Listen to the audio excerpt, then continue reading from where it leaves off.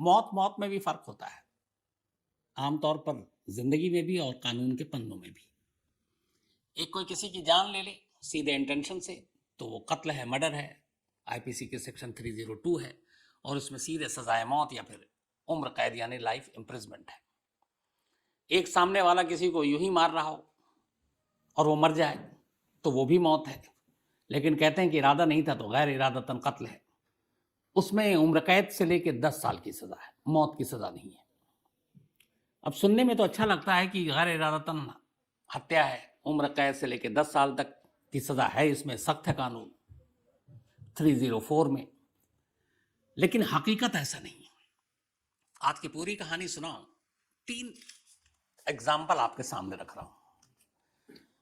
10 जनवरी 1999 इस केस को मैंने खुद कवर किया था और कहानी इसकी मैंने आपको सुना चुका हूं। आप इसी क्राइम तक की कहानी की लिस्ट में आपको मिल जाएगी।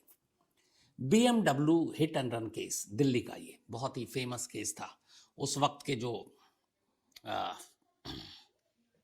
नेवी के अपने नौसेना के प्रमुख थे मिस्टर एस नंदा, उनके पोते संजीव नंदा दिल्ली की सड़क पर सुबह करीब 4:30 बजे BMW कार अपनी तेज रफ्तार में भगा रहे थे, नशे की हालत में थे और फुटपाथ पर सोए हुए लोगों को कुचल दिया।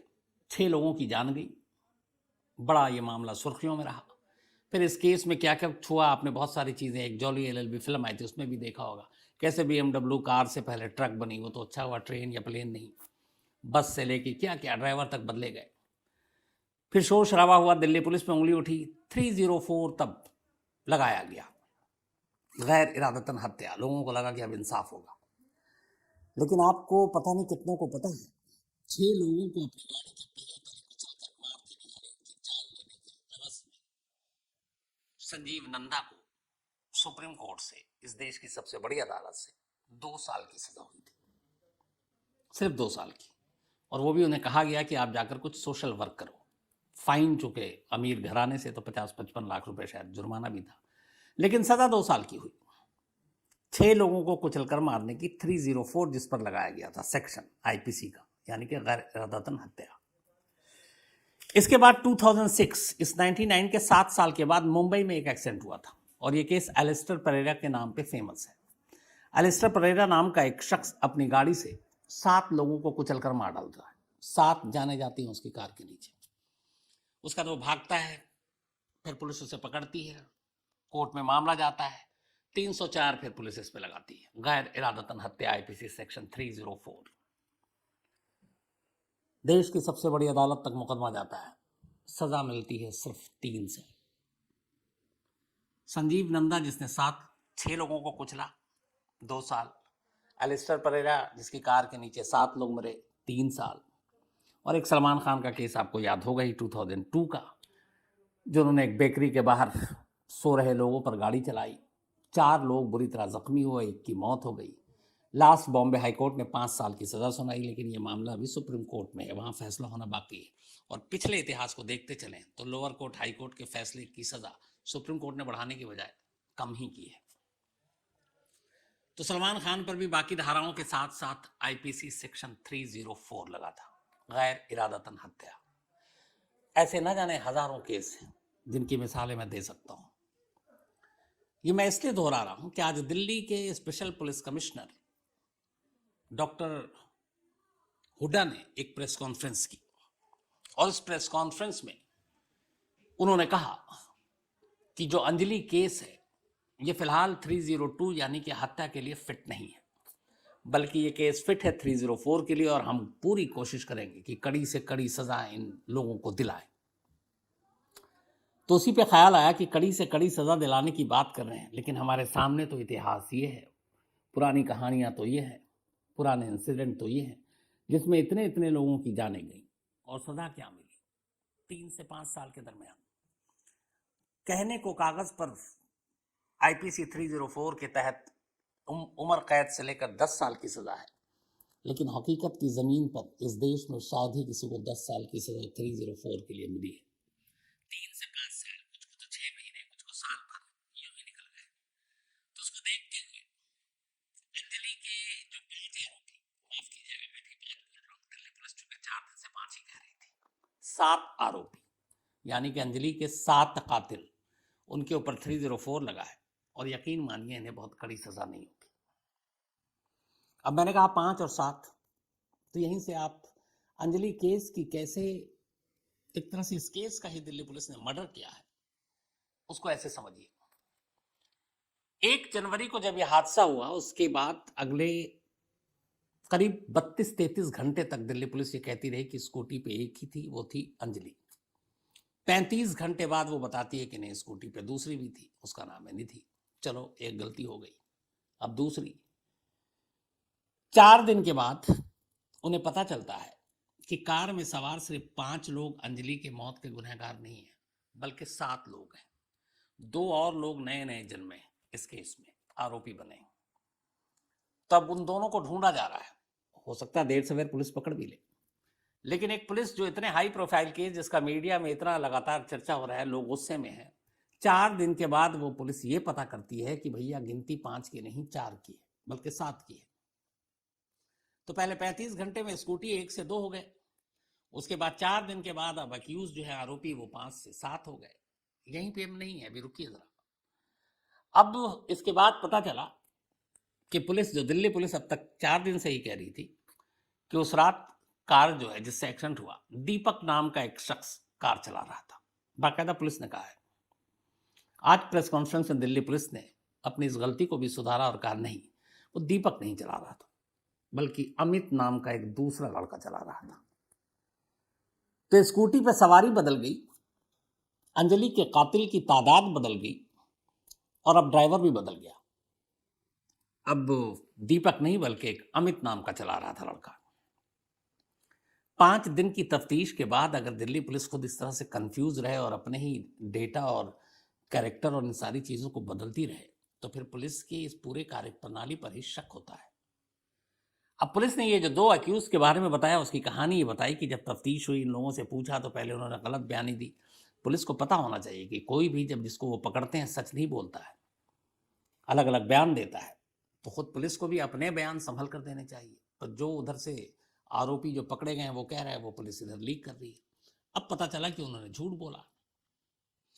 पता ये चला कि ये गाड़ी एक आशुतोष नाम के शख्स की थी। 5 ने उस रात एक्सीडेंट किया, 5 उसके बाद गाड़ी ले जाकर आशुतोष को देते हैं और फिर भाग जाते हैं। तो अब ये 2 लोग कौन आ रहे हैं? तो ये हुआ कि जिस उस रात जो कार चला रहा था दिल्ली पुलिस के हिसाब से, वो दीपक नहीं अमित था।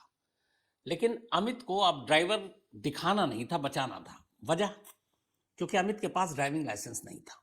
तो अगर ड्राइविंग लाइसेंस नहीं है, गाड़ी चला रहा, ऊपर से एक्सीडेंट हो गया, तो फिर पता नहीं और कितनी धाराएं सेक्शन उसके ऊपर ठोक दी जाएंगी, तो वो लंबा फंसेगा।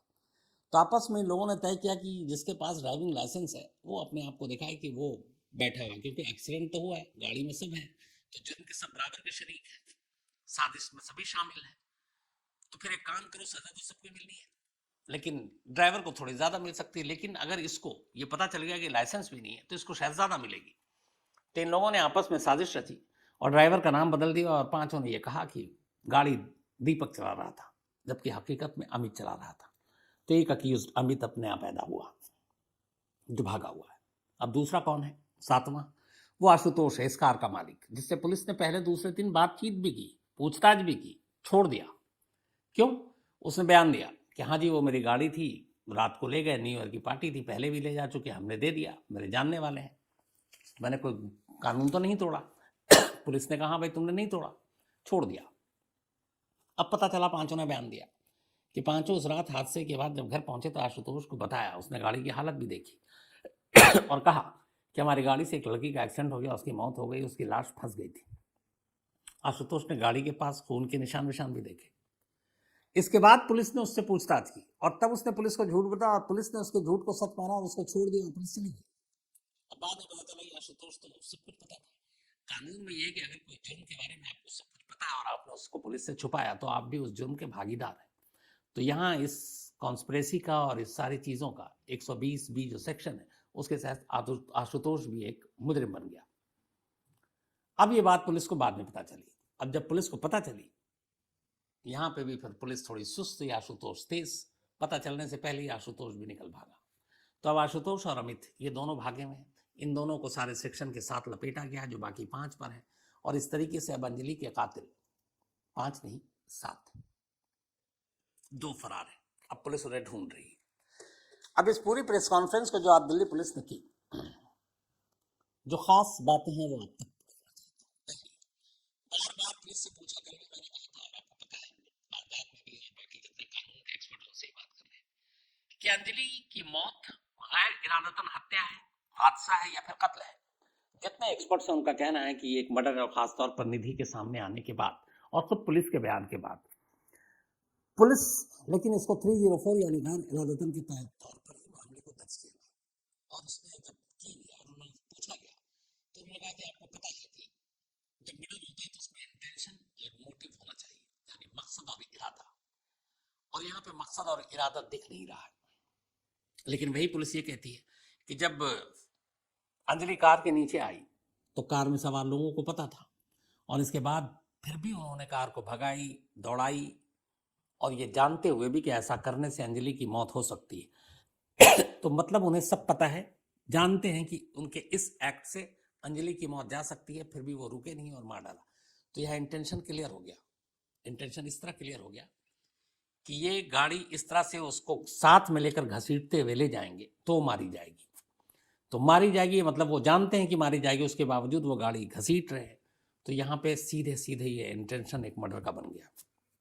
अब आप कह सकते हैं कि मोटिव क्या था, मकसद क्या था, क्योंकि दिल्ली पुलिस ने यहाँ ये भी कहा कि चाहे वो अंजलि हो या फिर निधि हो और वो सातों हो, उन सब के कॉल डिटेल के रिकॉर्ड जो निकाले गए, तो उन कॉल डिटेल की और बाकी पूछताछ तफ्तीश से ये प्रूफ नहीं हो पाया कि कार में सवार लोगों को अंजलि पहले से जानती थी या निधि उन लोगों को पहले से जानती थी। ये सब एक दूसरे से अनजान थे। तब यहाँ पे है कि फिर मोटिव क्या हो सकता है। पुलिस कह रही है मोटिव, मकसद इस्टेब्लिश मर्डर में करना जरूरी है। तो अब यहाँ पे सवाल है जो कानून के जानकार रख रहे हैं वो ये है कि जब एक्सीडेंट हुआ, एक्सीडेंट के बाद अब वो लड़की गिड़गिड़ा रही है, छटपटा रही है, पहिए के नीचे फंसी हुई है, और वो जानते हैं फिर भी वो भगा रहे हैं। तो यहाँ तो एक तो उनका इंटेंशन क्लियर है कि अब ये मर जाए तो कोई फर्क नहीं पड़ता। मोटिव ये है यहाँ पर कि जब गाड़ी टकराई, एक्सीडेंट हुआ, उन्हें लगा कि उनसे गलती हो गई है और अगर अब ये जिंदा बच गई तो उनके खिलाफ गवाही देगी तो हम फंस जाएंगे। तो मकसद ये हो गया कि खुद को बचाना और उस सबूत को मिटाना।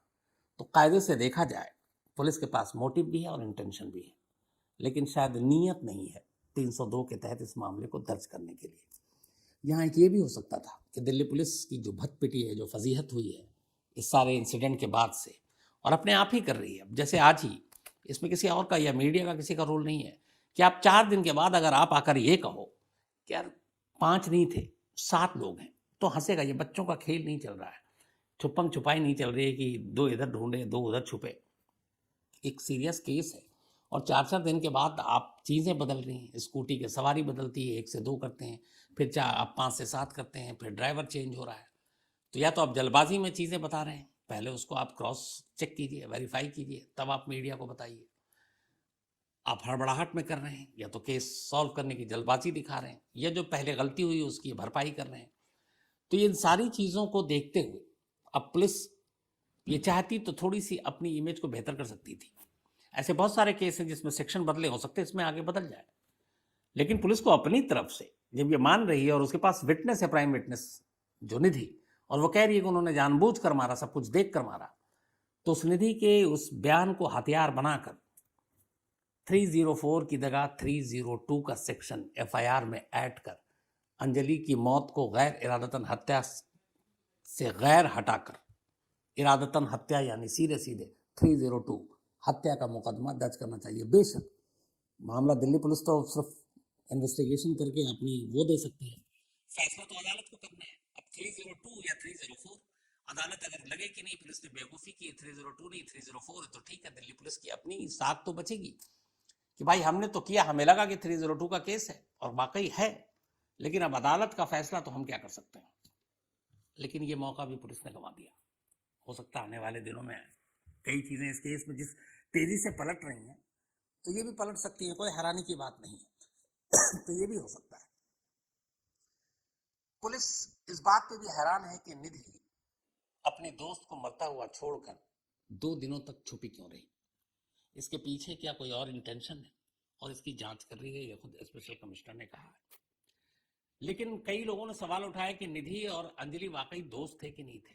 तो इस पर जब बात की गई तो स्पेशल कमिश्नर ने यह कहा प्रेस कॉन्फ्रेंस में कि उन्होंने सीडीआर निकाले कॉल डिटेल रिकॉर्ड, और ये 29 से 31 दिसंबर के रिकॉर्ड्स हैं।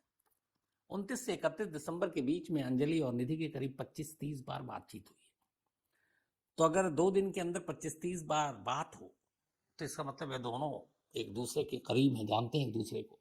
और उन्होंने ये भी कहा क्या वो दोस्त हैं, कितने गहरे दोस्त हैं, ये हम अभी नहीं कह सकते। दूसरा, एक अच्छी चीज जरूर कही उन्होंने कि वो शराब पी थी, नहीं पी थी, क्या था, इसका इस केस से कोई लेना देना नहीं है। इस केस में जो हुआ उससे लेना देना नहीं। ये एक अच्छी बात, जो अच्छी बात है वो अच्छी बात होनी चाहिए। तो उन्होंने ये स्पेशल कमिश्नर ने कही है। अब इस पूरे मामले में 2 लोगों को गिरफ्तार किया जाना बाकी है। निधि जो है उसका 164 के तहत मजिस्ट्रेट के सामने बयान दर्ज हो चुका है। अब 164 के तहत मजिस्ट्रेट के सामने बयान इसलिए दर्ज किया गया है ताकि एक तो पुलिस के ऊपर कोई उंगली ना उठाए कि अपने हिसाब से उन्होंने विटनेस से बयान दर्ज कराया।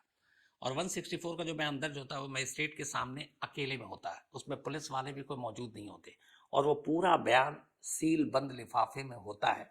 जब ये ट्रायल में मामला जाएगा तो जो भी ट्रायल के जज होंगे उनके सामने खुलेगा। तो दिल्ली पुलिस को भी नहीं मालूम कि निधि ने 164 के तहत अपने बयान में क्या कहा। क्या वो अपने इस बयान पे कायम है कि वो 5 लड़के जो थे उन्होंने जानबूझकर मारा है? क्या वो अपने जो उसने अंजलि के बारे में सारी बातें कही हैं वो भी उस बयान पे कायम है? ये फिलहाल किसी को पता नहीं। और 164 में दिए गए बयान को लीक करना भी एक तरह से जुर्म होता है, तो उसे लीक भी नहीं किया जा सकता। अगर सपोज मेरे पास वो निधि का 164 का बयान एक बंद लिफाफे में लीक हो जाए, मुझे दे दे एक कॉपी, तो मैं उसको दिखा नहीं सकता, आपको बता भी नहीं सकता। अगर ऐसा करता हूं तो फिर मैं सीधे जेल जाऊंगा, क्योंकि वो है, उसके लिए कानून है। तो वो एक गोपनीय चीज होती है। और जब ट्रायल में ये मामला जाता है तब फिर उस बयान का इस्तेमाल केस के इस तरफ या उस तरफ करने के लिए किया जाता है। तो फिलहाल निधि का जो स्टेटमेंट है वो अभी पता नहीं है कि उसने क्या कहा है। साथ ही उन्होंने ये भी कहा है कि उस रात पीसीआर की जो रिस्पांस टाइम थी वो वाकई जैसी होनी चाहिए नहीं थी। तो उन्होंने कहा कि इस बारे में एक इंटरनल इंक्वायरी दिल्ली पुलिस कर रही है। अगर इसमें ह्यूमन एरर है, आदमी की गलती है, तो एब्सोल्यूट सिस्टम की गलती है तो उसको दुरुस्त किया जाएगा। और कुल मिलाकर अब जिस तरीके से 4-5 दिन के बाद अंजलि केस की तफ्तीश दिल्ली पुलिस अब कर रही है, जैसे 18 लोगों की बल्कि 18 अलग अलग टीमें इस केस पर काम कर रही हैं, चाहे वो फॉरेंसिक की टीम हो, सीन को रिक्रिएट करने की बात हो, पोस्टमार्टम रिपोर्ट से लेकर इन्वेस्टिगेशन की बात हो, वो सारी चीज़ें अगर ये पहले दिन करती तो शायद इसकी नौबत नहीं आती।